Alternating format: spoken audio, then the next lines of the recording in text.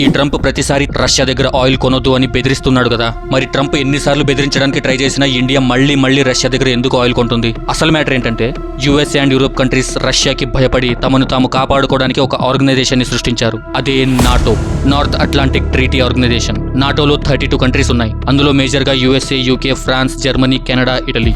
ఈ నాటో యొక్క main purpose ఏంటంటే ఈ 32 దేశాల్లో ఏ ఒక్క దేశం మీదైనా ఎవరైనా అటాక్ చేస్తే మిగతా 31 దేశాలు ఆ దేశానికి హెల్ప్ చేయాలి. వాళ్ళ ఆర్మీని ఇవ్వాలి, వెపన్స్ ఇవ్వాలి, ఎయిర్ ఫోర్స్ ఇవ్వాలి, ఇవన్నీ ఇచ్చి సపోర్ట్ చేయాలి. బట్ యుక్రెయిన్ ఈ నాటో మెంబర్ కాదు, కానీ నాటోలో చేరాలి అని అనుకుంటుంది. ఇదే రష్యాకి నచ్చలేదు. ఎందుకంటే ఒకవేళ యుక్రెయిన్ నాటోలో చేరితే నాటో రష్యా బార్డర్ వరకు వస్తుంది. సో అది రష్యన్ సెక్యూరిటీకి థ్రెట్ అవుతుంది. అందుకే యుక్రెయిన్ మీద దాడి చేస్తున్నాడు పుతిన్. ఒకవేళ యుద్ధంలో రష్యా కానీ గెలిస్తే నాటోలో చేరాలనుకునే మిగతా దేశాలు రష్యాకి భయపడతాయి. నాటో క్రెడిబిలిటీ డ్యామేజ్ అవుతుంది. మొత్తానికి యుఎస్ పరువు పోతుంది. అందుకే యుఎస్ రష్యాతో ఫైట్ చేయాలనుకుంది, కానీ డైరెక్ట్ గా కాదు, ఇండైరెక్ట్ గా చేయాలనుకుంది. రష్యాతో డైరెక్ట్ ఫైట్ అంటే వరల్డ్ వార్ రిస్క్ ఉంది, న్యూక్లియర్ వార్ రిస్క్ ఉంది. పుతిన్ అసలే మామూలుడు కాదు. అందుకే యుఎస్ వాళ్ళు ప్రాక్సీ వార్ ని చూస్ చేసుకున్నారు. అంటే యుక్రెయిన్ డైరెక్ట్ గా బరిలో దిగి ఫైట్ చేస్తుంది, కానీ యుఎస్ అండ్ నాటో వాళ్ళు వెనక నుంచి వెపన్స్ సప్లై చేస్తారు. ఇలా చేయడం వల్ల నాటోలో ఉన్న ఒక్క సైనికుడు కూడా చనిపోకుండా రష్యాతో యుద్ధం చేయొచ్చు. పెద్ద మొత్తంలో వెపన్స్ బిజినెస్ జరుగుతుంది. దీనివల్ల నాటోలో ఉన్న వెపన్స్ కంపెనీస్ బిలియన్స్ లో సంపాదిస్తాయి.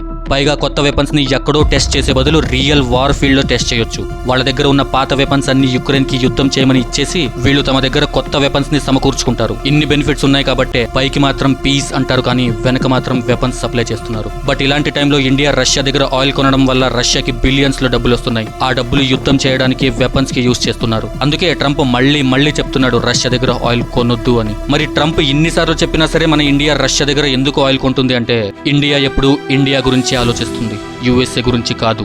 రష్యన్ ఆయిల్ మనకి చాలా చీప్ గా దొరుకుతుంది. Petrol and diesel prices control చేయడానికి హెల్ప్ అవుతుంది. మన ఇండియన్ ఎకానమీని కంట్రోల్లో ఉంచడానికి మేజర్ రోల్ ప్లే చేస్తుంది. మన ఇండియా ఆల్మోస్ట్ 85% ఆయిల్ ని ఇంపోర్ట్ చేసుకుంటుంది. ఆయిల్ కోసం ఇతర దేశాల మీద ఆధారపడ్డ మనలాంటి దేశానికి ఆయిల్ ఎంత చీప్ గా దొరికితే అంత మంచిది.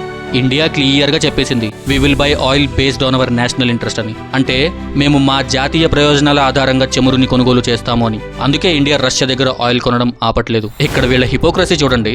ఒక పక్కన మనకి రష్యా దగ్గర ఆయిల్ కొనొద్దు అని చెప్తున్నారు, కానీ వాళ్ళు మాత్రం రష్యా దగ్గర fertilisers, uranium, plutonium, palladium, iron and steel ఇవన్నీ కొంటున్నారు. ఇంకా ట్రేడింగ్ జరుగుతుంది. మరి దీని గురించి అడిగితే ట్రంప్ ఏమంటున్నాడో చూడండి. India says that the US imports Russian uranium, chemicals, fertilizers while criticizing their energy imports. Your response to that, sir?